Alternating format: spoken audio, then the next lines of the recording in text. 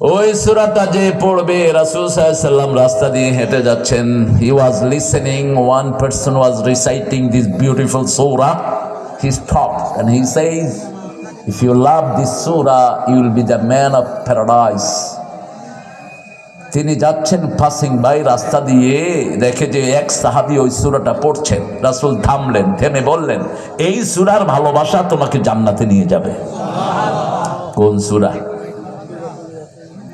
3 বার পড়লে জান্নাতে বাড়ি হয়ে যায়, 10 বার পড়লে জান্নাতে প্রাসাদ হয়ে যায়, 3 বার পড়লে 30 পারা হয়ে যায়। হিসাবটা বুঝে নেন। সূরা ফাতিহা হলো 15 পারা, সূরা ইখলাস হলো 10 পারা, কত হলো? 25।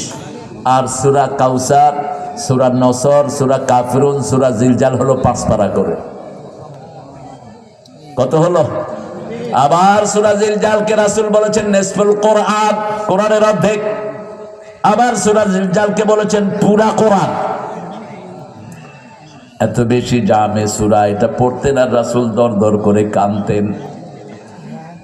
একটা আমল বান্দার দেখলে আল্লাহ নিজে হাসে। কে হাসে?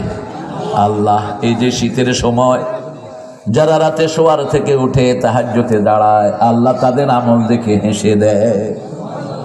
আল্লাহ আমাদেরকে সেই আমল করার তৌফিক দান করেন। আরো জোরে বলেন আমিন। এই কয়টা সূরা পড়বেন তো? সূরা ইখলাস পড়বেন দৈনিক 100 বার, পারবেন? দেখি কারা কারা পারবেন, একটু হাত তোলেন তো দেখি। আলহামদুলিল্লাহ।